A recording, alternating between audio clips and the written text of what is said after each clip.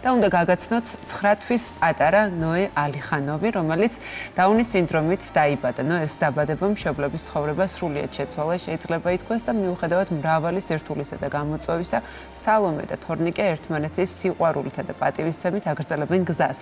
ახალგაზრდა მშობლები აქტიურად არიან ჩართული ნოეს განვითარებაში, ყოველდღიურად ზრუნავენ მის წინსვლაზე, რა თქმა უნდა, და ქმნიან გარემოს, სადაც პატარა თავს ძალიან ბედნიერად და დაცულად გრძნობს. უფრო ვრცლად ნახავთ ნუცა მათიაშვილისა და გიორგი გეთიას სიუჟეტში.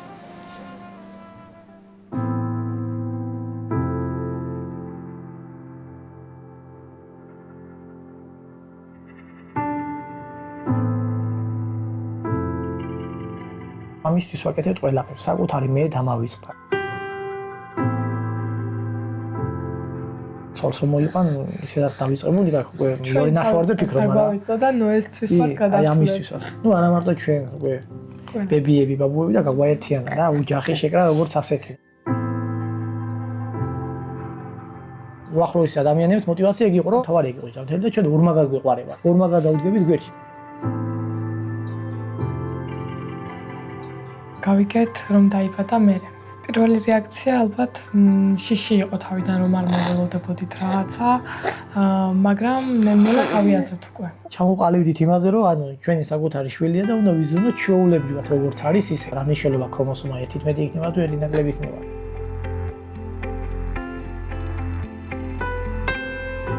რთული იყო რომ სამარტყოში ვიწევდა ძალიან ხშირად რა. ანუ მშობელი რომელიც მით უმეტეს იცი რომ სინდრომი აქვს საკუთარ შვილს და დამწყები მშობლები ვიყავით, შესაბამისად ცოტა სხვანაირად რეაგირებთ თითოეულ წამოხველებაზეც კი. ის 7 თვე, აი ყოველ დღე რავი, ისეთი სტრესი იყო, ვერ აღიქცეთ. ყოველ დღე და გათენება ის იყო, რომ აი ამის ხათრით გადაგქონდა ყველაფერი.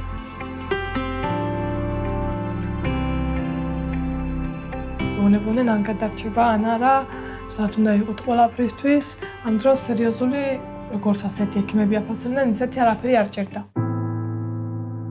9 თვიდან სადღაც 4 თვე მოგვიწია სამონტყოფში. გულზე ქონდა პრობლემა, დაბადებიდან რაღაც სერიოზული პრობლემა ქონდა და გაიგეთა ოპერაცია. ორი სარკველი ქონდა ღია და პოს გამოჯამთელება, ასე ვთქვათ, ოპერაციის შემდეგ რაც არის, აი იდეალურით მიდის ყველაფერი, ან კვება გამოასწორა, წონაში მატება იდეალურზე იდეალური აქვს. ეგრეთ წოდებული სტრიგოლური სუნთქვა ქონდა, რომელიც გადავიდა.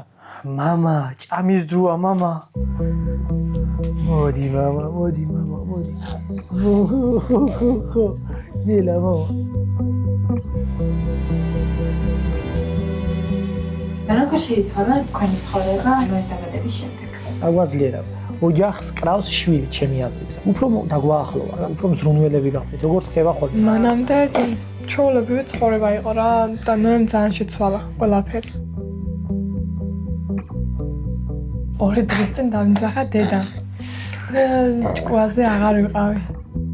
ჩემთვის დედობა არის პასუხისმგებლობა, დედობა მასალა სიძლიერე და შვილისადმი დიდი სიყვარული.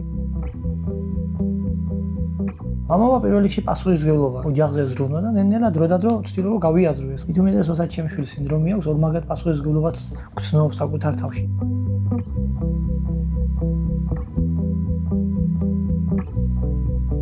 ნოე აღწერეთ ერთი სიტყვით.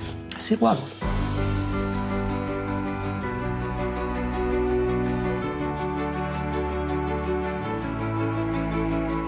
რას ეტყოდით მომავალ მშობლებს? პირველი ეტაპი უნდა გადალახო. მამაკაცმა უფრო იმიტომ რომ უნდა დაუდგეს ცოლს გვერდით და გაამხნევოს უნდა მეუღლე რა, რომ ეს არაფერი არაა, ჩვენ შეგვიძლია ეს ყველაფერი უნდა გადავლახო. მეორე ეტაპი არის ყურადღება და ზრუნვა, რომელიც ამ ბავშვებს სჭირდება. ამაზე თბილები და საყვარლები არ მგონია რომ არსებობდნენ. კი, აღიარეთ მე.